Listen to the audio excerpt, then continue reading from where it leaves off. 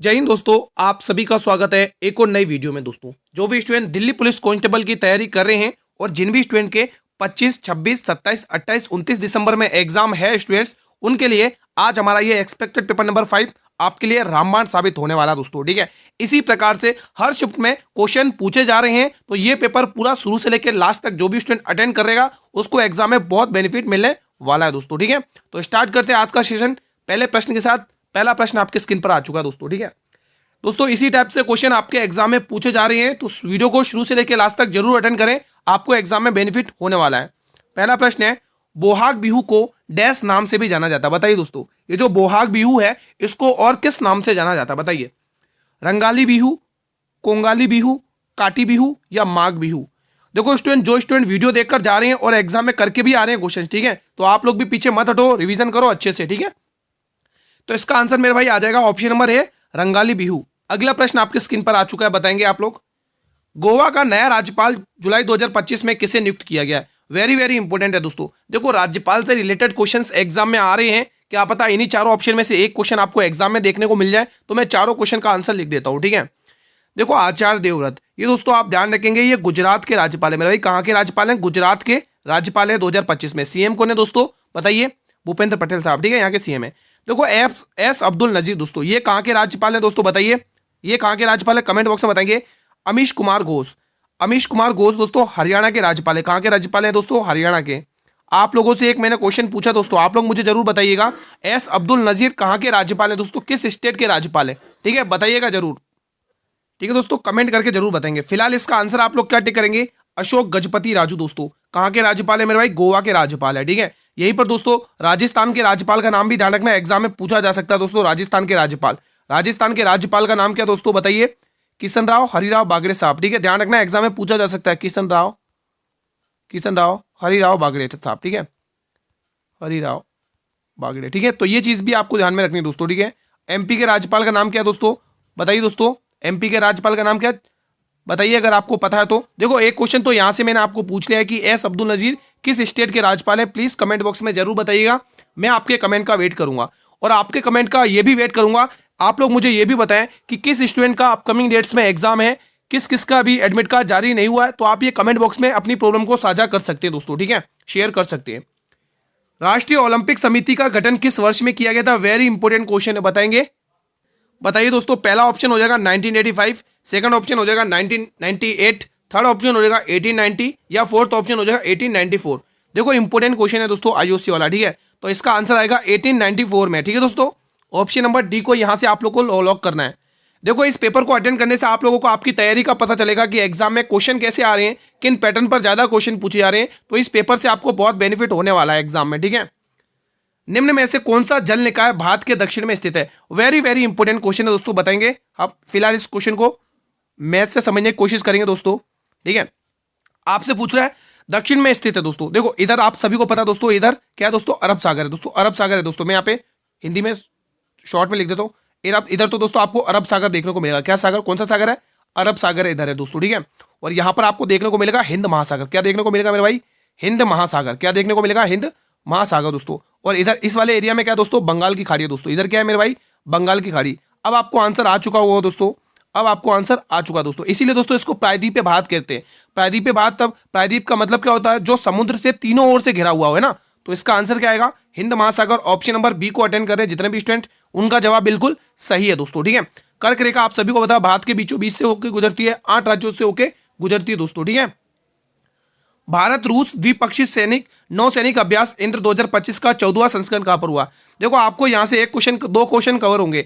एक दोस्तों कौन सा? कि भारत और रूस के बीच में जो नौसैनिक अभ्यास इंद्र अभ्यास है ना 2025, इसका कौन सा संस्करण हुआ? एक तो क्वेश्चन ये 14वां संस्करण हुआ। दूसरा, ये जो इंद्र अभ्यास है ये भारत और किस देश के मध्य होता है? तो आप ध्यान रखो कि रूस के मध्य होता है। दो क्वेश्चन कवर हुए। और तीसरा क्वेश्चन कि ये कहां पर हुआ? ये चेन्नई में हुआ। कौन से शहर में हुआ? भारत के चेन्नई, मद्रास में दोस्तों, ध्यान रखेंगे। ठीक है, अगला क्वेश्चन मेरे भाई आपके स्क्रीन पर आ चुका है। निम्न में से किसे 16वें वित्त आयोग के अध्यक्ष के रूप में नियुक्त किया गया है? वेरी वेरी इंपॉर्टेंट, बताइए दोस्तों। वाई वी रेड्डी, दूसरा ऑप्शन एन के सिंह, तीसरा ऑप्शन संजय मल्होत्रा, चौथा ऑप्शन अरविंद पनगड़िया। देखो, संजय मल्होत्रा मैं आपको बार बार पढ़ा चुका हूं दोस्तों। ठीक है, अरविंद पनगड़िया साहब या एन के सिंह या वाई वी रेड्डी, बताइए दोस्तों। तो आंसर आ जाएगा दोस्तों अरविंद पनगड़िया साहब। दोस्तों 16वें वित्त आयोग के अध्यक्ष है, ध्यान रखना इंपोर्टेंट क्वेश्चन बन सकता है आपके एग्जाम में। मेरे भाई अगला क्वेश्चन आपके स्क्रीन पर है। देखो अभी तक मैंने नहीं कहा, आप सभी से रिक्वेस्ट कर रहा हूं, एक बार जो भी स्टूडेंट वीडियो को देख रहे हैं आप सभी से गुजारिश है, रिक्वेस्ट है, वीडियो को लाइक कर लेंगे सभी स्टूडेंट्स। और एक अनुरोध ये भी आपसे, एक रिक्वेस्ट और है, अगर आप लोग चैनल पर पहली बार विजिट कर रहे हो मेरे भाई, तो चैनल को जरूर सब्सक्राइब करो, बेल नोटिफिकेशन को बेल को प्रेस करके रख लो, ताकि आने वाले हर नई वीडियो का नोटिफिकेशन यूट्यूब सबसे पहले आपको ही भेजेगा दोस्तों, ठीक है। दीवान ए कोही ये विभाग किसके द्वारा लाया गया था, किसके द्वारा शुरू किया गया था? पहला ऑप्शन हो जाएगा गयासुद्दीन बलबन, दूसरा ऑप्शन हो जाएगा अलाउद्दीन खिलजी, तीसरा ऑप्शन हो जाएगा मोहम्मद बिन तुगलक और चौथा ऑप्शन हो जाएगा फिरोज शाह तुगलक। देखो दीवान ए कोही, सबसे पहले तो एग्जाम में ये पूछेगा ये किस प्रकार का विभाग था दोस्तों, क्वेश्चन सबसे पहले ये पूछेगा। तो ये एक कृषि विभाग है, नोट करके रख लो, एग्जाम के लिए महत्वपूर्ण प्रश्न है। ये एक कृषि विभाग है मेरे भाई। कौन सा विभाग है? ये एक कृषि विभाग है। और इसको शुरू किसने किया था मेरे भाई? मोहम्मद बिन तुगलक, आपको ध्यान रखना दोस्तों, ठीक है, मोहम्मद बिन तुगलक। देखो दोस्तों एक विभाग और ध्यान रखना, दीवान ए वंदगान, यहां पे नोट करेंगे, दीवान ए वंदगान, ये किसने शुरू किया था? दीवान ए वंदगान, यहां पे नोट करेंगे, ये शुरू किया था मोहम्मद फिरोज शाह तुगलक ने। दीवान ए वंदगान, दीवान ए वंदगान, ठीक है। ये दीवान ए वंदगान किस प्रकार का विभाग था दोस्तों? ये दास विभाग था, सेवकों के लिए था दोस्तों, दास विभाग। कौन सा विभाग था मेरे भाई? दास विभाग। और ये किसने शुरू किया था दोस्तों? ये शुरू किया गया था फिरोज शाह तुगलक ने दोस्तों, ठीक है। तो ये चीजें ध्यान रखते हो। देखो ये वही एमबीटी है दोस्तों, मोहम्मद बिन तुगलक है, जिसमें एक क्वेश्चन पूछा जाता है कि इब्न बतूता किसके शासनकाल में आया था? मेरे भाई एमबीटी के शासनकाल में ही दोस्तों कौन आया था? इब्न बतूता था, इब्न बतूता आया था, यहां पे लिख लो, इब्न बतूता, यहां पे लिख लो, इब्न बतूता। देखो देश का नाम पूछा जाता है, ये किस देश से आया था? मोरक्को देश से आया था, ध्यान रखना। एमबीटी के शासन काल में दोस्तों किसकी स्थापना होती दोस्तों? बहमीनी साम्राज्य की स्थापना होती दोस्तों। कौन करता है दोस्तों? हसन गंगू 1347 के समथिंग, ठीक है दोस्तों। इसी के समय दोस्तों विजयनगर साम्राज्य की भी स्थापना होती है 1300 आई थिंक 1326 या 27 में होती है दोस्तों, 26 आई थिंक 1336 है ना, हाँ ठीक है। तो ये ध्यान रखना दोस्तों, हरियर राय और बुक्का राय करते हैं। तो एमबीटी के शासनकाल में 4-5 क्वेश्चन ही महत्वपूर्ण बनते हैं, जो मैंने आपको बता दिए दोस्तों, ठीक है। अगला क्वेश्चन, निम्न में से कौन सी पश्चिम की ओर बहने वाली नदियां हैं? गंगा और यमुना, माही और साबरमती, कृष्णा और कावेरी, गोदावरी और महानदी दोस्तों। देखो इसमें से अगर हम बात करें, माही नदी और साबरमती नदी ये पश्चिम की ओर बहने वाली नदी है दोस्तों। कृष्णा और गोदावरी ये बंगाल की खाड़ी यानी दक्षिण की ओर बहने वाली नदियां हैं, ठीक है। गोदावरी महानदी भी दक्षिण की ओर है, ठीक है दोस्तों। हाँ अगला प्रश्न, निम्न में से किस वर्ष में भारतीय ओलंपिक संघ की स्थापना की गई थी? बताइए दोस्तों, 1927 में, 1931 में, 1929 में या 1933 में? कमेंट करके बताएंगे। तो इसकी स्थापना मेरे भाई 1927 में की गई थी, ध्यान रखेंगे। अगला क्वेश्चन, अकबर के अधीन मुगल प्रशासन में दीवान ए आला, दीवान ए आला किस पद को संदर्भित करता है? देखो ऐसे क्वेश्चन पूछे जाएंगे आपको, वित्त मंत्री, रक्षा मंत्री, प्रधानमंत्री या दरबारी लेखक। तो ये करता है दोस्तों वित्त मंत्री दोस्तों। किसको संदर्भित करता है? वित्त मंत्री को। अगला प्रश्न, शानदार क्वेश्चन है दोस्तों, शानदार क्वेश्चन है। एक दुकानदार अपनी वस्तुओं पर 20%, 10% और 5% की 3 क्रमिक छूट देता है। इस 3 छूट के बराबर एकल छूट प्रतिशत ज्ञात करना है। देखो अगर आपको दोस्तों फ्रैक्शन वैल्यू इनकी पता है ना, तो ये क्वेश्चन बिल्कुल बहुत इजी हो जाएगा दोस्तों, ठीक है। आप इसको दोस्तों एक्स वाई फॉर्मूले से भी कर सकते हो, लेकिन जब ऐसी भिन्न बनती है दोस्तों तो फ्रैक्शन से बहुत जल्दी हो जाएगा। देखो 20% की फ्रैक्शन वैल्यू 1/5 होती है, 10% की फ्रैक्शन वैल्यू 1/10 होती है, 5% की फ्रैक्शन वैल्यू 1/20 होती है, ठीक है। अब छूट दी जा रही है तो आप देख पा रहे होंगे, सबसे पहले 20 की यानी 5 रुपए का सामान 1 रुपए की छूट पर ये 6 पर, कितने पे? 4 पर गया मेरे भाई। कितने पे गया मेरे भाई? 4 पर गया, यहाँ पे 4 लिख देंगे। 10 रुपए का सामान 1 की छूट पर, 10 रुपए का सामान 1 की छूट पर 9 रुपए में बेचा गया। 20 का सामान 1 की छूट पर, 20 का सामान 1 की छूट पर यानी 19 पर बेचा गया। अब आप सॉल्व कर लेंगे, यहाँ से कुछ कट रहा है तो मेरे भाई काट लो। देखो 4 की टेबल से कट रहा है 5 बार, कितनी बार? 5 बार कट गया, ठीक है। अब देखो 55 25 और 25 गुणा 10 कितना होगा? 250, यानी 250 रुपए का सामान 19 नंबे कितना होता है दोस्तों? 171 होता है, यानी 171 में बेचा गया। देख सकते हैं आप लोग, तो आप यहाँ पे देख पा रहे होंगे दोस्तों 250 रुपए का सामान 171 में बेचा है। कितने का अंतर आ रहा है? 50 और 29, 50 60 70 79, यानी कि 79 रुपीज का डिस्काउंट दिया। लेकिन हमें इसका प्रतिशत में पूछा है, किसके ऊपर दिया मेरे भाई? 250 के ऊपर। और आपको आंसर प्रतिशत में पूछा, निकाल लो प्रतिशत में। देखो 25 की टेबल से 10 बार जाएगा, 25 की टेबल से 4 बार जाएगा दोस्तों, ठीक है। 2 की टेबल से मेरे भाई 5 बार जाएगा, 2 की टेबल से 2 बार जाएगा। अब गुणा कर लो, कितना आ रहा है दोस्तों? यहाँ पे गुणा करके देख लो। अगले पेज पर ले लूँ क्या यार? यहाँ पे कैलकुलेशन नहीं बन पा रही, खिचड़ी पक जाएगी पूरी। एक काम करते हैं, हम इसको अगले पेज पर ले लेते दोस्तों, ठीक है। हाँ 79 हाँ इसको हम अगले पेज पर ले लेते हैं। 79 बट्टे, कहाँ गई पेंसिल भाई? ये रही, 79/250, 79/250 गुणा में 100, इसको हमें प्रतिशत में लेना है दोस्तों। तो कैसे करोगे ये कैलकुलेशन, देखो 1 जीरो से 1 जीरो, 5 की टेबल से मेरे भाई 5 बार, 5 की टेबल से मेरे भाई 2 बार, यहाँ से गुणा कर लो। 9 दूनी 18 की 8 कैरी 1, 9 दूनी 18 की 8 कैरी 1, 7 दूनी 14 1 15। अब दोस्तों आपको इसमें भाग देना, ठीक है। अब यहाँ पर दोस्तों भाग देकर देख लो कितना आ रहा है। यहाँ पर देख से 5 या 15 होता है, 5 एकन 5 आएगा, 3 बजेगा 0.6 आ रहा है, 31.6 के समथिंग आ रहा है। आंसर है क्या ऑप्शन में? बिल्कुल है, option number B will be the right answer. बना लिया आप लोगों ने इजीली सवाल। अगला प्रश्न आपके स्क्रीन पर आ चुका है, इसका आंसर बताइएगा कमेंट बॉक्स में। निम्न में से सोमनाथ मंदिर किस राज्य में स्थित है? ये वही सोमनाथ मंदिर है दोस्तों जिस पर किसने आक्रमण किया था दोस्तों? मोहम्मद गौरी ने दोस्तों, ठीक है, ध्यान रखना दोस्तों, ठीक है। ये इसका 25वां आक्रमण था दोस्तों, ठीक है, मोहम्मद गौरी का। तो ये दोस्तों गुजरात राज्य में स्थित है, ये आपको ध्यान में रखना है दोस्तों, ठीक है। बढ़े अगले प्रश्न की तरफ। अगला क्वेश्चन, संपूर्ण वर्कशीट प्रिंट करते समय, संपूर्ण वर्कशीट प्रिंट करते समय MS Excel 365 में डिफॉल्ट प्रिंट रेंज क्या है? बताएंगे, शानदार क्वेश्चन है। देखो MS Excel, MS वर्ड और ईमेल, ये 3 टॉपिक अगर आप पढ़ लेते हैं कंप्यूटर में तो आपके 8-9 नंबर तो पक्के हैं। पहला ऑप्शन सक्रिय सीट, दूसरा ऑप्शन चयनित रेंज, तीसरा ऑप्शन सभी सीट और चौथा ऑप्शन संपूर्ण कार्य पुस्तिका। बताएंगे आप लोग क्या आंसर होगा स्टूडेंट्स? तो इसका आंसर आएगा सक्रिय सीट, ऑप्शन नंबर ए को लॉक करेंगे। अगला प्रश्न आपके स्क्रीन पर आ चुका है, MS Excel 365 में इनमें से कौन सा MS Excel में चार्ट का प्रकार नहीं है? पहला ऑप्शन है पाई चार्ट, दूसरा ऑप्शन है बार चार्ट, तीसरा ऑप्शन है स्पेस चार्ट और चौथा ऑप्शन है लाइन चार्ट। देखो पाई चार्ट, बार चार्ट और लाइन चार्ट तो है लेकिन स्पेस चार्ट नहीं है, तो यही हमारे प्रश्न का आंसर होगा, ऑप्शन नंबर सी। अगला क्वेश्चन शानदार क्वेश्चन है, ध्यान से रखेंगे। देखो परसेंटेज में इस टाइप के क्वेश्चन पूछे गए हैं एग्जाम में। यदि किसी संख्या का 50% का 45% का 27 है तो वो संख्या ज्ञात करिए। भाई वो संख्या हमें नहीं पता, लेकिन उसने ये कहा इसका 50%, यानी कि 1/2, 50% की फ्रैक्शन वैल्यू 1/2 है दोस्तों, ठीक है। और 45% इसकी फ्रैक्शन वैल्यू 9 क्या होती है? 20 होती है दोस्तों, ठीक है, 9/20 दोस्तों, ठीक है, हाँ ठीक है। इसकी फ्रैक्शन वैल्यू मैंने 9/20 लिख दी। इसका ये, हाँ इसकी ये, इसका दोस्तों कितना दे रखा है दोस्तों, यहाँ से 1 मिनट, हाँ ये इसकी फ्रैक्शन वैल्यू लिख दी मैंने दोस्तों, ठीक है। इसकी वैल्यू कितनी थी? 27 दे रखी है। अब आपको इसको सॉल्व कर लेना है। देखो फ्रैक्शन वैल्यू से क्वेश्चन कितना इजी बन गया। यहाँ से आप 3 बार काटोगे, आपको पता है 20 दूनी क्या होता है? 40 होता है, और 40 दिया कितना होता है? 120। कितना इजी बन गया। देखो दोस्तों फ्रैक्शन वैल्यू से कितना इजी बन गया। अब बहुत सारे स्टूडेंट क्या होंगे, पहले एक्स लिखेंगे, उसके बाद 50 को क्या लिखेंगे, 50/100 लिखेंगे, फिर 45/100 लिखेंगे, फिर 2 जीरो से 2 जीरो हटाएंगे। ऐसे चक्कर में टाइम वेस्ट होता है दोस्तों। आपको फ्रैक्शन वैल्यू याद होनी चाहिए, तब ये क्वेश्चन बहुत जल्दी बनेंगे ऐसे वाले, ठीक है। इसीलिए दोस्तों पहले परसेंटेज पढ़ाया जाता है अच्छे से, ठीक है। परसेंटेज दोस्तों अरिथमेटिक की जान है दोस्तों, ये समझ के बोलो, एक बैकबोन है, मतलब रीढ़ की हड्डी है परसेंटेज। एक शहर की जनसंख्या 5% वार्षिक दर से वृद्धि होती है, ठीक है, 5% की दर से वृद्धि होती है। यदि शहर की जनसंख्या 16,000 है दोस्तों, तो 2 साल के बाद जनसंख्या कितनी होगी? अब देखो परसेंटेज का खेल यहाँ पर मजा आएगा दोस्तों। आपको पता है 5% की फ्रैक्शन वैल्यू अभी मैंने जस्ट लिखवाई थी, 1/20 होती है, ठीक है, यानी वृद्धि हो रही है, इंक्रीजमेंट हो रहा है, ठीक है।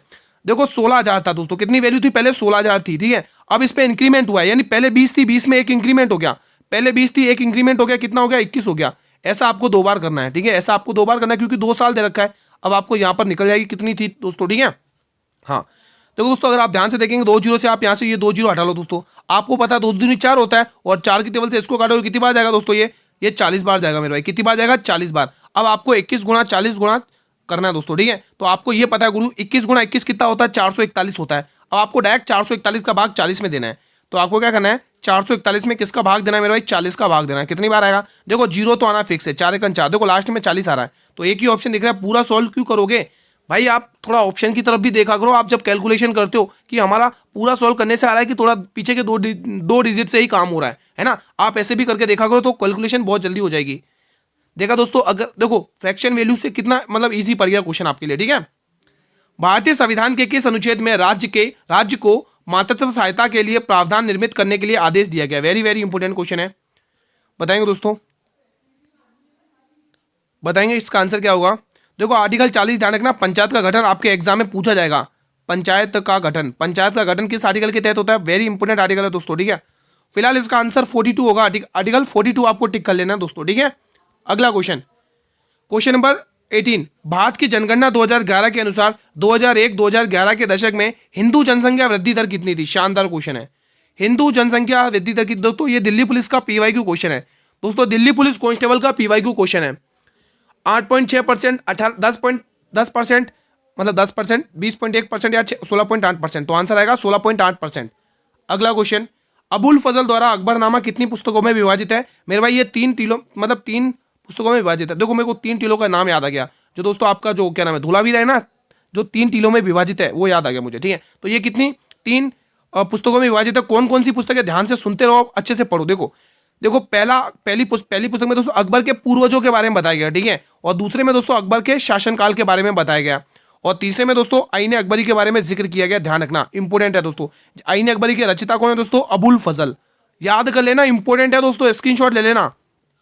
अगला क्वेश्चन, भारत में योजनाबद्ध आर्थिक विकास शुरू करने से पहले 1945 में निम्न में से कौन सी योजना शुरू की गई थी? बताएंगे आप लोग।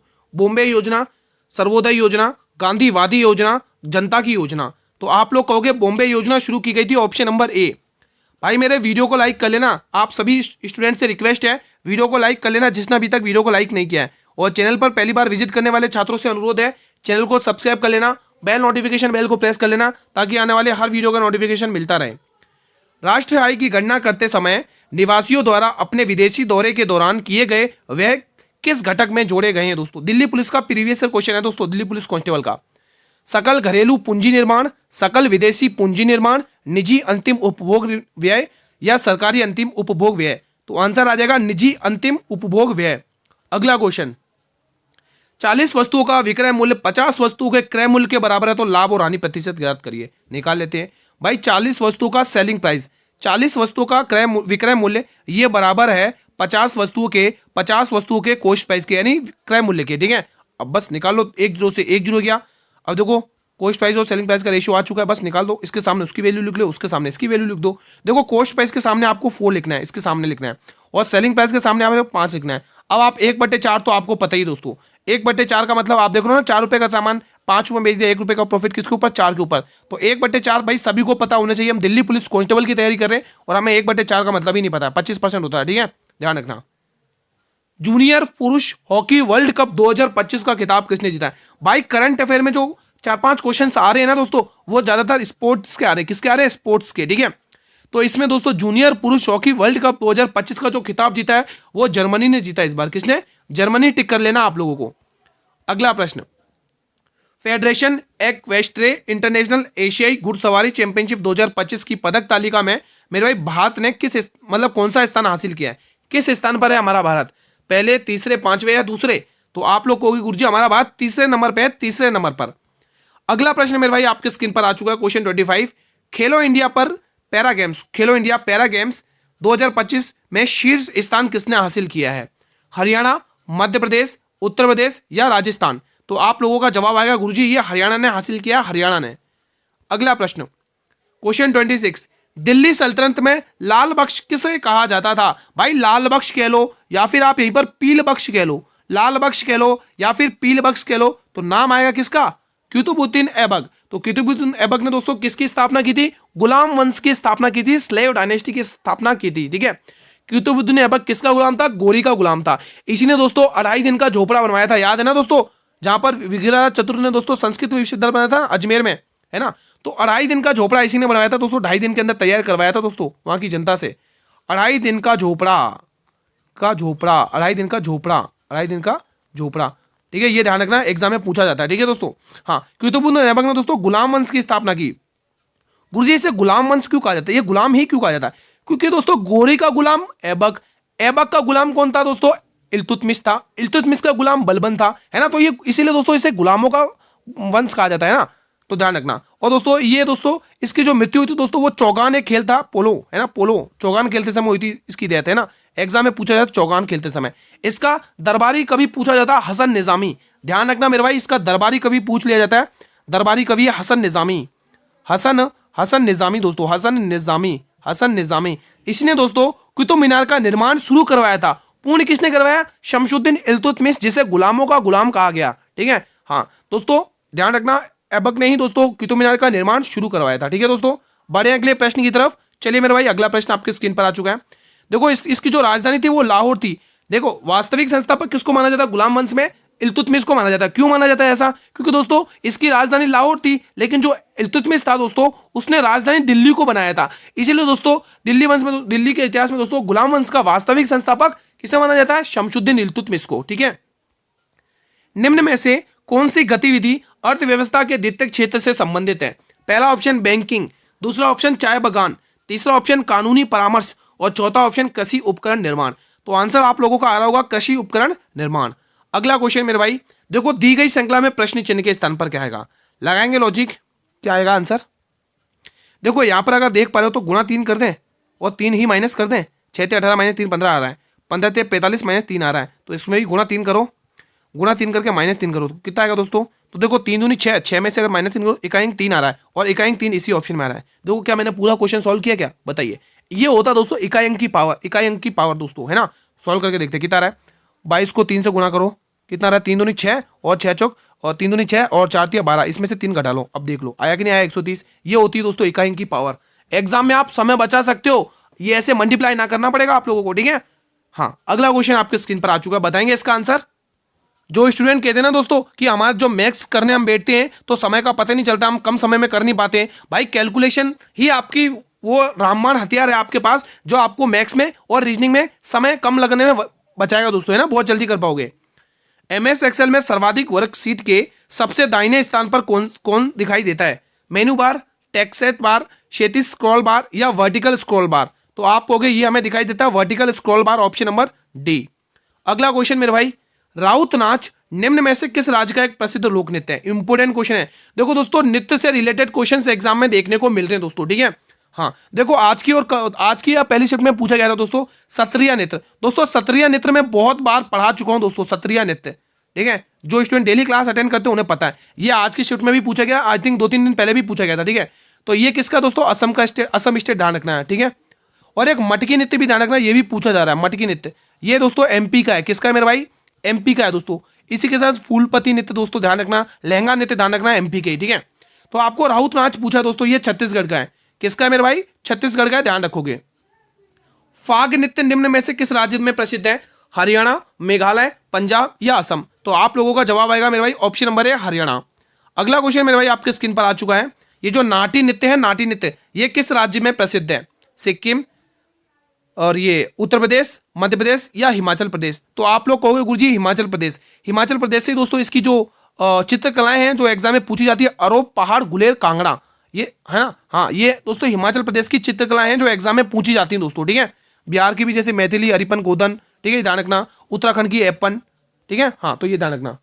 चलिए ये क्वेश्चन अल्टीमेट है, पेशेंस बना के रखना और ध्यान से सॉल्व करना। ठीक है, देखो राम और श्याम एक साथ मिलती है तो इस काम को 40 घंटे के अंदर निपटा देते हैं, जबकि राम अकेले इस काम को कितने दिन में, कितने घंटे में? 50 घंटे में, जबकि राम अकेले 50 घंटे में। अब क्वेश्चन पूछा, ये तो ठीक है राम की बात होगी, आप तो मुझे ये बताओ कि श्याम अकेले इस काम को कितने कितने घंटे में पूरा करेगा? तो बस निकाल देते हैं। देखो राम को मैं आर से डिनोट कर रहा हूं, श्याम को मैं एस से डिनोट कर रहा हूं, ये दोनों मिल जाते हैं तो काम को 40 घंटे में निपटा देते हैं। लेकिन लेकिन लेकिन राम कह रहा भाई मैं अकेला ही मिल जाता हूं, 50 घंटे में काम निपटा देता हूं। अब इनसे कटने वाला नंबर देखो, इनसे कटने वाला नंबर 200 ले लेते हैं। कितना ले लेते हैं?